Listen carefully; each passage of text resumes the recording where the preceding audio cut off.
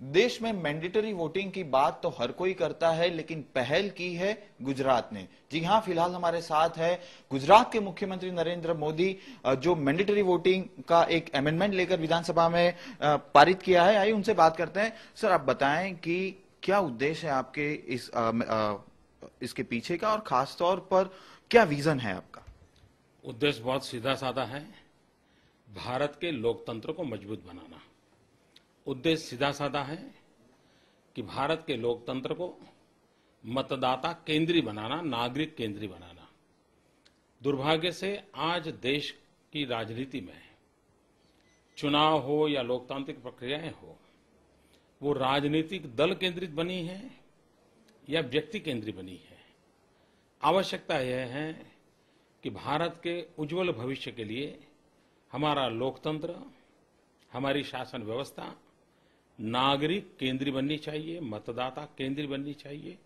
हमारे इस इनिशिएटिव के कारण नागरिक केंद्रीय व्यवस्थाएं खड़ी करने का एक सफल और आवश्यक प्रयोग होगा, ऐसा मैं मानता हूं।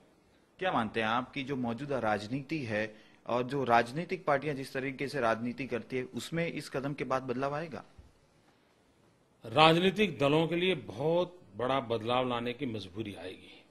आज क्या होता है, मान लीजिए मैं 10 गांवों का जनप्रतिनिधि मुझे बनना है, तो मैं क्या करता हूं, जो 2 गांव मुझे अनुकूल है उन्हीं पर अपना ध्यान केंद्रित करता हूं, उन 2 गांव को ही संभाल लेता हूं और बाकी 8 की कभी परवाह नहीं करता।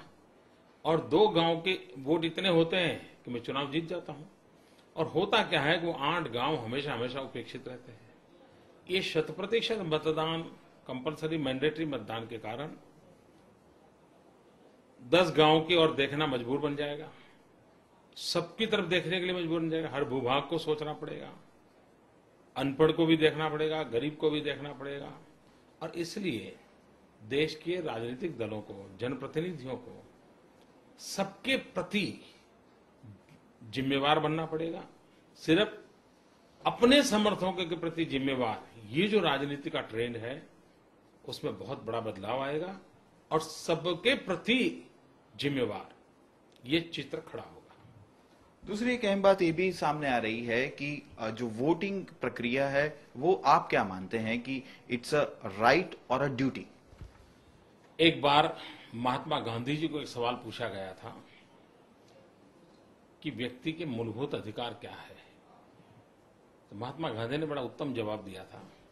उन्होंने कहा था, व्यक्ति के मूलभूत अधिकार नहीं होते हैं, व्यक्ति के मूलभूत कर्तव्य होते हैं। और जब हम अपने कर्तव्यों को निभाते हैं तो अपने आप दूसरे के अधिकारों की रक्षा उसमें निहित होती है। सबके अधिकारों की रक्षा उसी में है कि आप अपने कर्तव्यों का पालन करें। अगर हम अपने कर्तव्यों का पालन करते हैं तो लोकतंत्र की रक्षा भी उसी में है। और इसलिए ये विवाद का वो मुद्दा नहीं है। रियलिटी ये है, जैसे आप रेलवे स्टेशन पे, बस स्टेशन पे लोगों को कहो भाई कतार में खड़ा रहना चाहिए, क्या ये नागरिक अधिकारों को छीनने का काम है क्या? आप बच्चों को स्कूल कंपलसरी करते हो, क्या बच्चों के बचपन के अधिकार को लूटने का कार्यक्रम है क्या? तो ये वैसी बातें हैं जिसका कोई मतलब नहीं है। दरअसल ये है कि अब तक तो हमारे लोकतंत्र में एक कमी महसूस होती है। कमी ये क्या है, इसकी ओर ध्यान देने की जरूरत है। शुरू में शायद नहीं दिया होगा, अब जरूरत है। अभी मान लीजिए किसी चुनाव में 10 लोग खड़े हैं, इसका मतलब ये हुआ कि मतदाताओं के लिए इन 10 में से पसंद करना है। हम उसको पसंद करने के लिए मजबूर करते हैं, कंपेल करते हैं। और उसको अगर 10 पसंद नहीं है तो कोई स्कोप ही नहीं है। ये बिल ऐसा है कि उसको इन 10 को नापसंद करने का अधिकार देता है, उसको अपना गुस्सा व्यक्त करने के लिए अधिकार देता है, अपनी नाराजगी व्यक्त करने के लिए मौका देता है। इसलिए इसमें एक नेगेटिव वोट का बटन होगा, जिसको कह के वो कहेगा कि जितने लोग खड़े हैं, न मुझे व्यक्ति पसंद है, न मुझे दल पसंद है, न मुझे इनकी नीतियां पसंद है, इसलिए मैं इन सबको रिजेक्ट करता हूं। मैं समझता हूं इसके कारण देश की राजनीतिक दलों पर दबाव आएगा कि भाई क्या कारण है कि आपकी ऐसी कैसी नीतियां हैं कि देश के इतने परसेंटेज वोट नागरिक आपको स्वीकार करने को तैयार नहीं है। ये पहली बार होगा और इसलिए देश के राजनीतिक दलों के लिए भी एक बहुत बड़ी जिम्मेवारी का कारण बनने वाला है। जहां तक राइट ऑफ एक्सप्रेशन का सवाल है, क्या लगता है ये उसका हनन है? ये एक्सप्रेशन के लिए अवसर देता है। अभी हमने जो व्यवस्था चलती है वो तो एक्सप्रेशन का आधा रास्ते पर ही ले जाती है। पसंद करने के लिए तो एक्सप्रेशन है, नापसंद के लिए नहीं है। इसमें नापसंद के एक्सप्रेशन को अवसर है। विपक्ष का सीधे तौर पर आप पर यही आरोप है कि आपने पूरी तैयारियों के बिना जल्दबाजी में इस अमेंडमेंट को विधानसभा में पारित किया है, क्योंकि इसमें किसी भी तरह की सजा की अभी तक प्रावधान नहीं किया गया है। पहली बात है कि बिल पास होता है, बिल को सजा के साथ जोड़ना नहीं होता है। और सजा शब्द भी मैं समझता हूं जरा ज्यादा है। रेगुलेटरी व्यवस्था होती है और मान लीजिए आप कूड़ा कचरा बाहर फेंकते हैं और आपके कोई जिम्मेवारी आती है, इसको सजा कहेंगे क्या, क्रिमिनल एक्ट कहेंगे क्या? तो ये मैं समझता हूं बिल्कुल ही विकृत सोच है। ये कैसा होगा? सब लोग बैठेंगे, सभी दल के लोग बैठेंगे, सब अपने सुझाव देंगे कि भाई इसके लिए रेगुलेटरी व्यवस्था क्या हो। जैसे मान लीजिए इसमें तय किया जाए कि भाई आप अगर नई कार खरीदने जाते हो तो आपको पिछले चुनाव में वोट दिया था कि नहीं, उसका पर्चा दिखाओ, आप खरीद सकते हो। आप मोबाइल फोन खरीदने जाते हो तो आप अपने पिछले चुनाव में वोट दिया था कि नहीं दिया था, उसका पर्चा दिखाओ, आपको कार्ड मिल जाएगा। ये ऐसी रेगुलेटरी व्यवस्था है। ये इसलिए सजा शब्द शोभा नहीं देता है। इसलिए कोई कहता है कि सजा, तो ये उसकी विकृति नजर आती है। और तीसरी बात है कि हमने लोकतंत्र में आज स्थिति क्या है, लोग कहते हैं कि चुनाव में खर्चा बहुत हो रहा है। खर्चा किस चीज का होता है?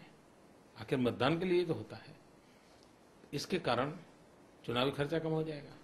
चुनावी खर्चा ज्यादा होता है, इसी के कारण तो लोग कहते हैं कि ब्लैक मनी आता है, मूढ़ीपतियों का चुनाव पर प्रभाव होता है। देश के धनपतियों को से चुनाव को मुक्त कराना है, लोकतंत्र को मुक्त कराना है। तो यही रास्ता है कि धनपतियों की कुछ नहीं चलेगी, पैसों का जोर नहीं चलेगा, मतदान सब करेंगे तो स्थितियां बदल जाएगी। काले धन का प्रभाव देश के अंदर कम होगा तो देश के अर्थतंत्र को बहुत बड़ी ताकत मिलेगी। इसके कारण कई बड़े बड़े लाभ होने वाले हैं देश के लोकतंत्र को। कांग्रेस का एक ये भी आरोप है कि आने वाले साल में नगर निगम के चुनाव आने वाले हैं और मोदी जी उसका फायदा उठाने के लिए ये अमेंडमेंट ला रहे हैं। गुजरात में 1990 से गुजरात की जनता ने कांग्रेस को नकार दिया है। अभी 7 असेंबली के चुनाव हुए, उसमें से 5 में बीजेपी को लोगों ने जिता दिया। और जो हम पिछले 50 साल में कभी नहीं जीते थे, ऐसी जगह पे जिता दिया। और तब तो ये बिल नहीं था।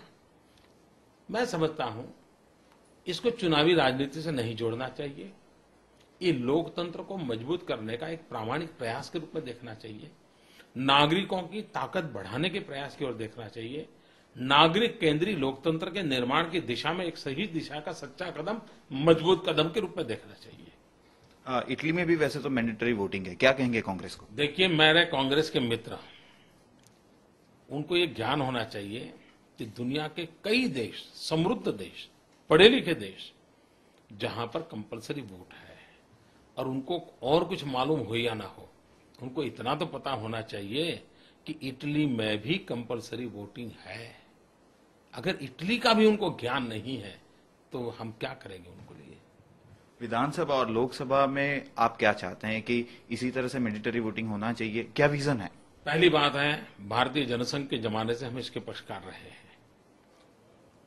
गुजरात ने शुरू किया है और राज्य करेंगे और दबाव बढ़ेगा। और मैं मानता हूं देश का युवा शक्ति जो है, देश की संसद को मजबूर करेगी कभी न कभी इस प्रकार का कानून लाने के लिए। तो ये थे मुख्यमंत्री नरेंद्र मोदी, जो अपनी अनोखी पहल के लिए पूरे देश में जाने जाते हैं और शायद इसीलिए उन्होंने एक अनोखी पहल की है। अब देखना यह है कि देश के अन्य राज्य इस पहल को फॉलो करते हैं या नहीं। इस समय गांधीनगर से कैमरामैन जितेंद्र पटेल के साथ दीक्षित सोनी।